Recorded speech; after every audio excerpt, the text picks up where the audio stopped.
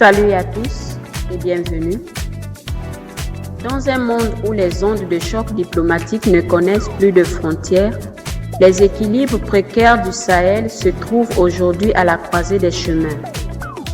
Alors que le Proche-Orient s'embrase, les répercussions de cette crise lointaine s'invitent avec force au cœur de l'Alliance des États du Sahel, AES, agissant comme un révélateur des fragilités et des ambitions de cette jeune coalition.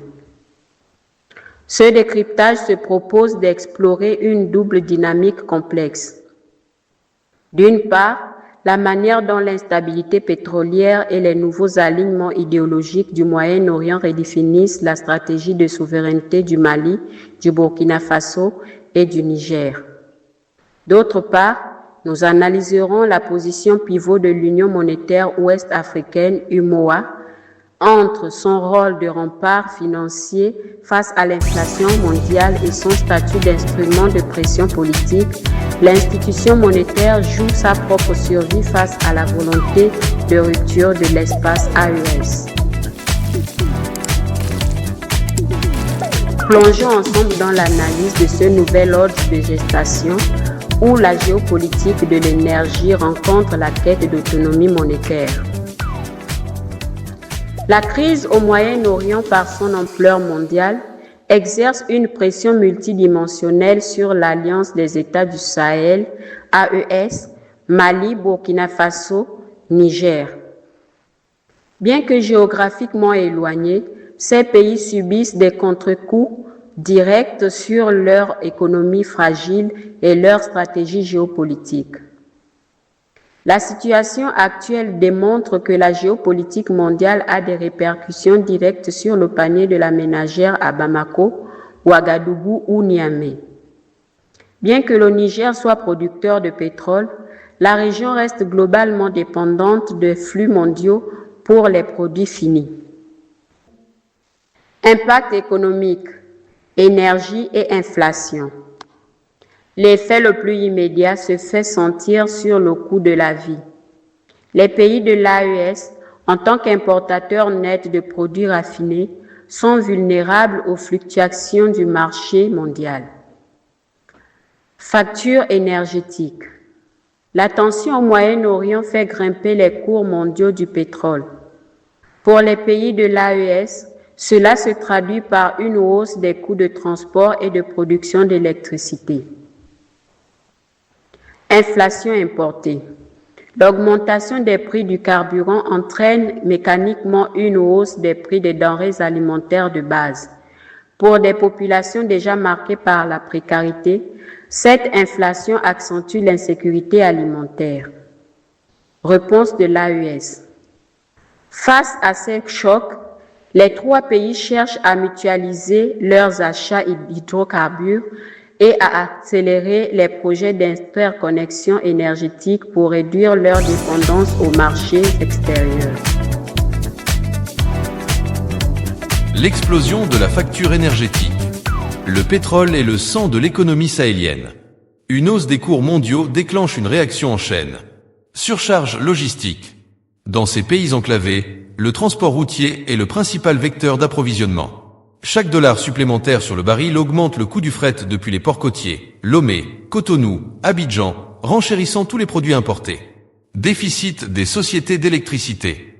Les compagnies nationales, EDM, Sonabel, Nijlek, dépendent largement de centrales thermiques gourmandes en hydrocarbures. L'envolée des prix crée des déficits abyssaux que les États doivent subventionner, au détriment des investissements dans la santé ou l'éducation. Le mécanisme de l'inflation importée. L'inflation au Sahel n'est pas seulement monétaire, elle est structurelle. Le coût de l'assiette. L'agriculture locale dépend du transport pour acheminer les récoltes vers les centres urbains. De plus, les engrais, souvent importés, voient leurs prix indexés sur ceux de l'énergie. Insécurité alimentaire. Pour une population qui consacre parfois plus de 50% à 60% de ses revenus à l'alimentation, une hausse de 10% des prix des céréales peut faire basculer des millions de personnes dans la malnutrition.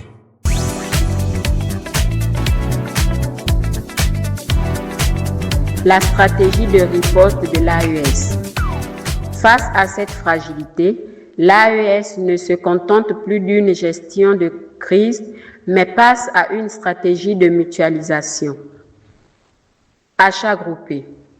En négociant entre leurs contrats de fourniture d'hydrocarbures, les trois pays cherchent à obtenir des prix préférentiels et à sécuriser des volumes critiques face à l'instabilité du Moyen-Orient. Souveraineté énergétique.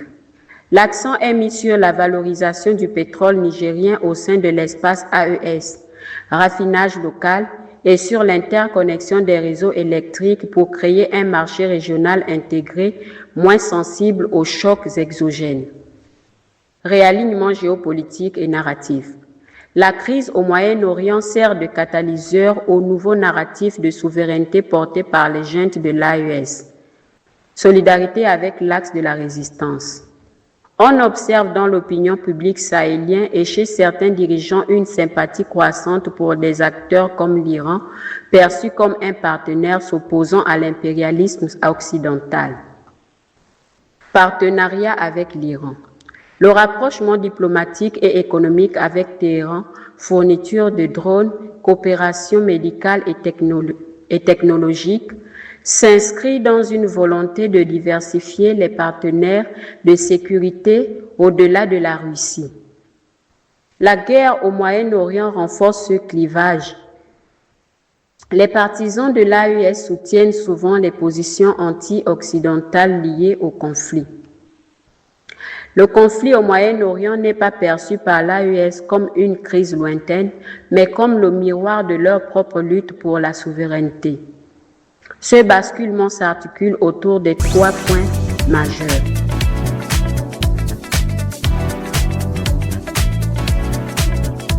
La convergence des luttes, de Gaza au Sahel. Le narratif porté par les dirigeants du Mali, du Burkina Faso et du Niger repose sur la dénonciation du deux poids, deux mesures de la communauté internationale. Solidarité idéologique. Une partie de l'opinion publique sahélienne identifie sa propre lutte contre les groupes terroristes et les pressions occidentales à la cause palestinienne ou opposition de l'Iran. L'anti-impérialisme comme ciment. Le soutien à l'axe de la résistance, mené par Téhéran, devient un symbole de ralliement. Pour les partisans de l'AES, s'opposer aux positions occidentales au Moyen-Orient est une manière d'affirmer que le Sahel n'est plus dans la sphère d'influence de l'OTAN ou de l'UE. L'Iran, un partenaire multidimensionnel. Le rapprochement avec Téhéran dépasse le cadre symbolique pour devenir une coopération pragmatique et stratégique. Défense et technologie. Face aux embargos ou aux restrictions de certains partenaires traditionnels, l'Iran propose des technologies militaires éprouvées, notamment les drones, plus accessibles que les modèles occidentaux, essentiels pour la surveillance des vastes territoires sahéliens. Diplomatie médicale et industrielle. L'Iran se positionne comme un modèle de développement sous sanctions. Pour l'AES, l'expertise iranienne en matière de santé, de construction de raffineries et de gestion des ressources minières est une alternative séduisante pour réduire la dépendance envers l'ancien colonisateur.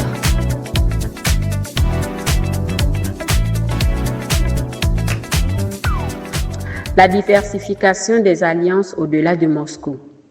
Si la Russie reste le partenaire sécuritaire de premier plan, l'AES cherche à éviter une nouvelle dépendance exclusive. Le Sahel dans le monde multipolaire.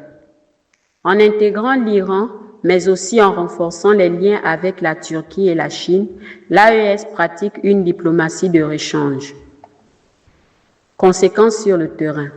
Cette posture renforce le clivage avec les pays de la CEDEAO et les capitales occidentales.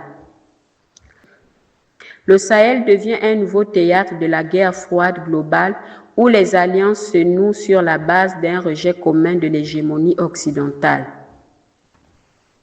Enjeux de sécurité et de coopération. Diversion de l'attention internationale. La concentration des puissances mondiales, USA, UE, sur le Proche-Orient peut entraîner un désengagement relatif ou une baisse de l'aide humanitaire et sécuritaire au Sahel, laissant le champ libre à l'AES pour consolider sa propre force de défense, la force conjointe de 5000 hommes. Risque de radicalisation. Les images du conflit au Moyen-Orient sont parfois instrumentalisées par les groupes terroristes locaux, JNIM, EIGS, pour alimenter leur propagande et recruter en exploitant les sentiments religieux et les frustrations politiques. Le déplacement du centre de gravité diplomatique et militaire vers le Proche-Orient redessine les rapports de force au Sahel, obligeant les États de l'AES à accélérer leur propre architecture de défense.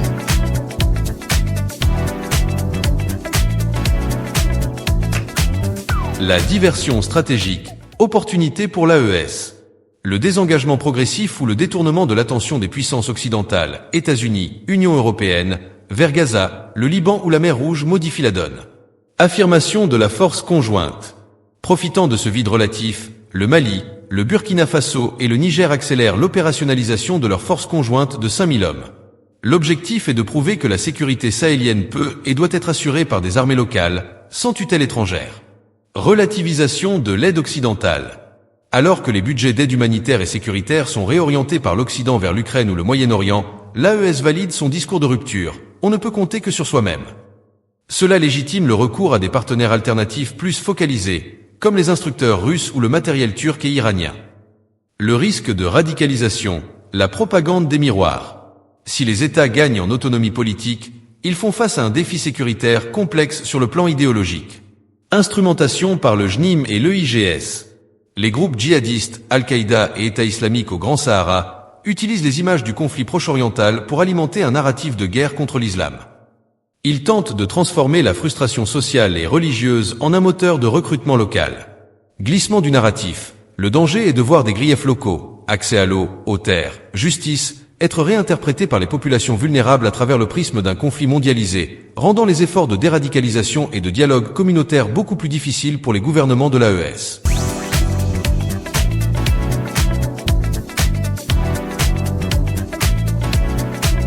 La coopération régionale comme rempart.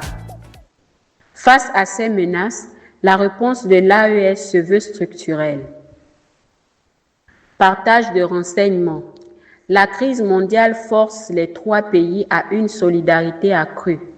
Le partage d'informations sur les mouvements de fonds et les réseaux de recrutement devient vital pour empêcher que la ferveur religieuse liée au Moyen-Orient ne soit récupérée par les groupes armés terroristes. Cohésion nationale. Pour contrer la propagande terroriste, les juntes misent sur un patriotisme de combat. L'enjeu est de canaliser le sentiment anti-impérialiste vers le soutien aux armes nationales plutôt que vers l'adhésion au mouvement djihadiste. L'Union monétaire ouest-africaine, UMOA, se retrouve dans une position délicate face à la crise au Moyen-Orient. Son rôle est essentiellement celui d'un amortisseur monétaire, mais aussi d'un levier de pression politique vis-à-vis des pays de l'AES. La gestion du choc pétrolier et la stabilité des prix. L'UMOA, à travers la Banque centrale des États de l'Afrique de l'Ouest, BCAO, a pour mission principale la stabilité des prix. Contenir l'inflation. La hausse du baril de pétrole au Moyen-Orient pèse sur les réserves de change de la zone.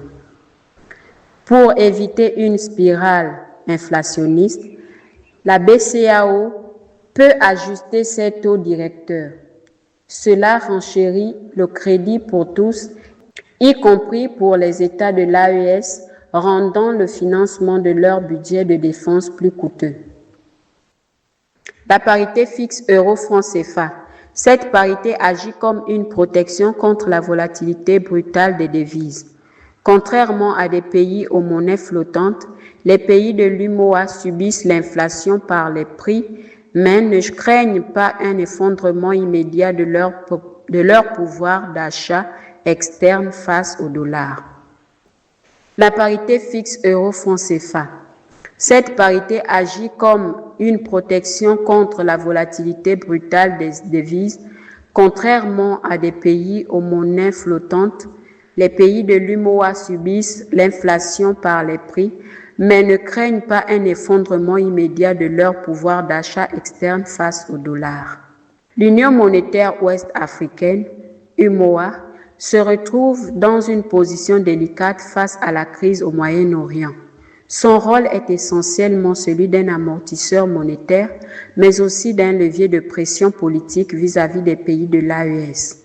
Dans le contexte actuel de tensions au Moyen-Orient, l'appartenance des pays de l'AES, Mali, Burkina Faso, Niger, à l'UMOA constitue un cadre monétaire à double tranchant.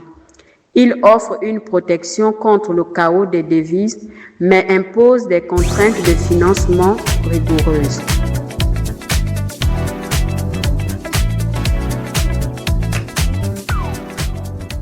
La BCEAO face à l'inflation importée.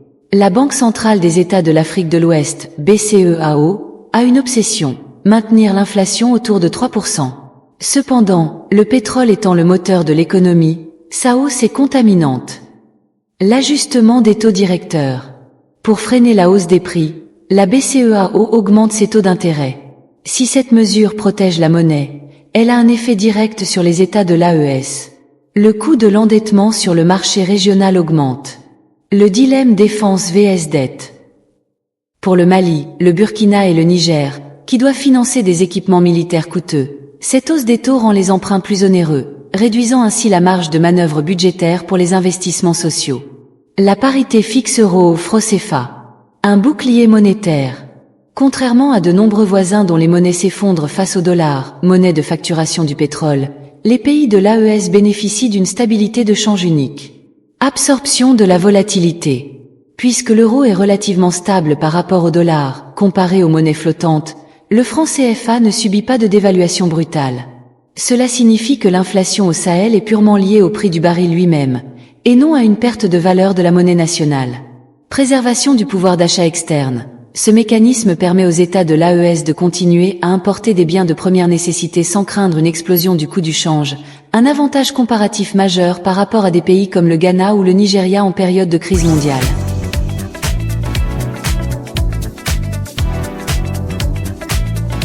Le revers de la médaille, la protection sur les réserves. Toutefois, cette stabilité a un coût invisible. Pression sur les réserves de change.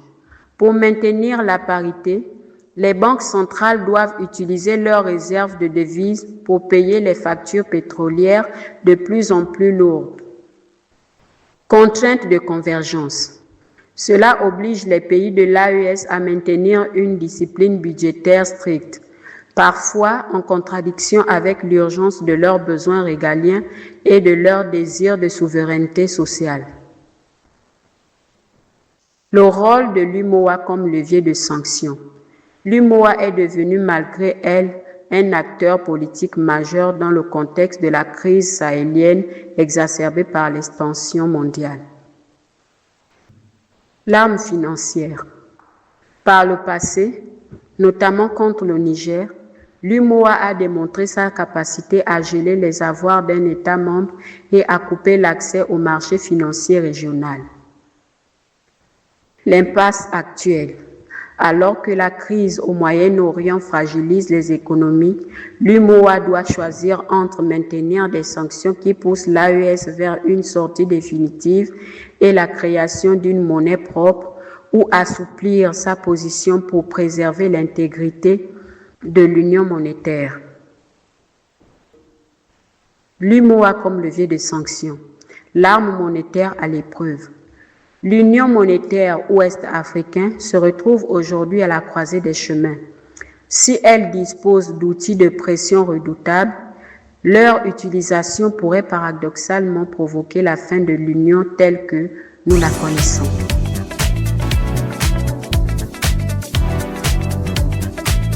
L'arme financière, une puissance de feu redoutable. Le fonctionnement de l'UMOA repose sur la centralisation des liquidités. Cela donne à l'organisation, et à travers elle, aux chefs d'État de la zone, un pouvoir de coercition immédiat. Le gel des avoirs.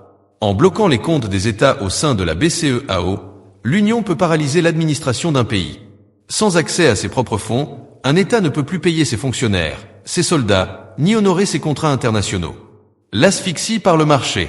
En coupant l'accès au marché des titres publics, UMOA titres, l'Union empêche les pays de l'AES de lever les fonds nécessaires pour combler leur déficit budgétaire. Pour des pays en guerre contre le terrorisme, cette mesure est perçue comme une menace existentielle. Le dilemme de l'Union, préserver ou sanctionner. La crise mondiale et les tensions au Moyen-Orient changent la donne. L'UMOA se trouve face à un effet boomerang. Le risque de rupture.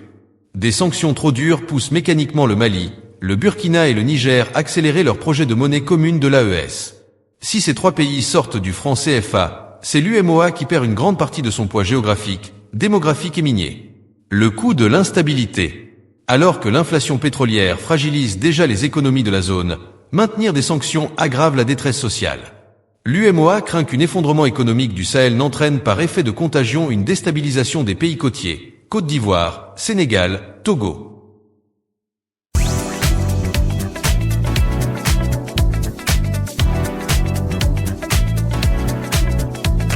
L'impasse vers un assouplissement par nécessité.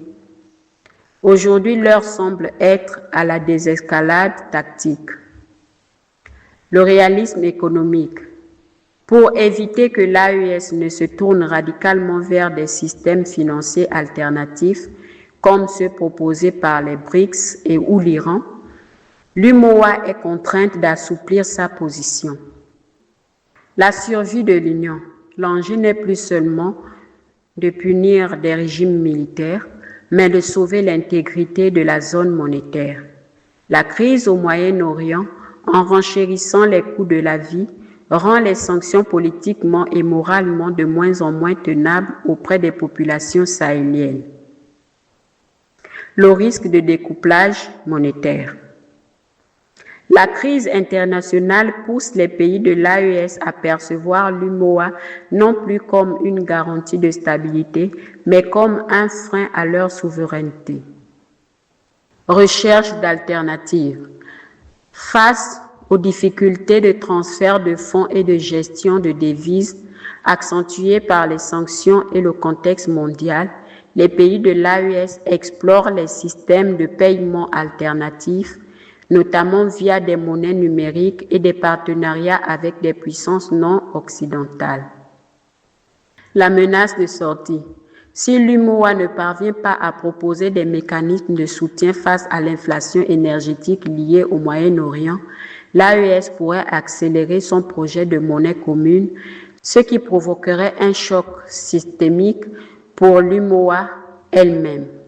Pour les pays de l'AES, la monnaie est devenue le dernier bastion à conquérir pour parachever leur indépendance. La crise internationale actuelle agit comme un révélateur. L'UMOA est désormais perçue comme un carcan qui limite la capacité de réponse des États face aux chocs mondiaux.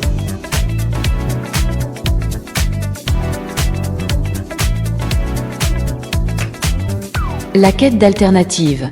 Contourner le système SWIFT et le CFA. Face aux sanctions et à la dépendance envers les réseaux financiers traditionnels, souvent sous influence occidentale, l'AES cherche à désenclaver son économie. Système de paiement innovant. Pour faciliter les échanges avec des partenaires comme la Russie ou l'Iran sans passer par le système SWIFT, les pays de l'AES explorent l'utilisation de monnaies numériques de banque centrale, MNBC, ou de plateformes de troc, matières premières contre produits finis. La diversification des réserves. L'idée de stocker une partie des réserves de change en or, produits localement en masse au Mali et au Burkina, ou dans d'autres devises que l'euro, yuan, rouble, gagne du terrain pour réduire la vulnérabilité aux décisions de la BCEAO. L'incapacité de l'UMOA à protéger les plus fragiles. La crise au Moyen-Orient sert de test de solidarité. Si l'UMOA est perçue uniquement comme une structure qui impose des hausses de taux et des sanctions, sa légitimité s'effondre. Un bouclier percé. Si la BCEAO ne met pas en place des mécanismes de soutien spécifiques, fonds de stabilisation, facilités de crédit pour l'énergie, pour aider le Sahel à supporter l'inflation pétrolière, les populations ne verront plus l'intérêt d'appartenir à la zone. L'argument de la souveraineté monétaire. Pour les dirigeants de l'AES, avoir sa propre monnaie permettrait de pratiquer une dévaluation compétitive ou d'imprimer de la monnaie pour financer l'effort de guerre, des options impossibles au sein de l'UMOA.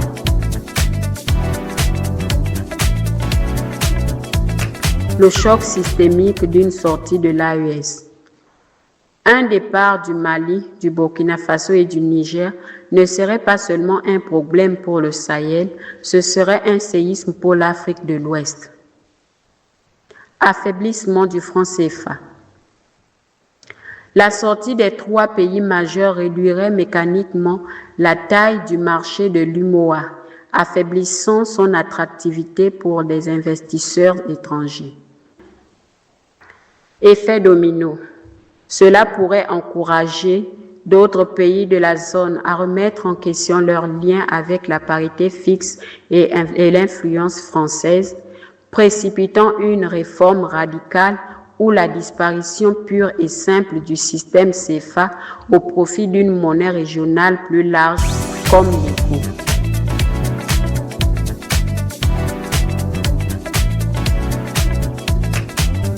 Le destin de l'espace AES ne se joue plus seulement dans les sables du Sahel, mais s'écrit désormais au rythme des soubresauts de la géopolitique mondiale. Entre la pression inflationniste née des crises du Moyen-Orient et le cadre normatif de l'UMOA, le Mali, le Burkina Faso et le Niger naviguent en eau trouble, portés par une soif de souveraineté qui bouscule les vieux paradigmes. Reste à savoir si cette quête d'autonomie monétaire et diplomatique saura transformer ces défis extérieurs en un véritable moteur de résilience économique. Le monde change et l'Afrique en est l'un des laboratoires les plus vibrants. Pour ne rien manquer des clés de lecture qui permettent de comprendre ces mutations profondes et les enjeux de demain, abonnez-vous. À très bientôt.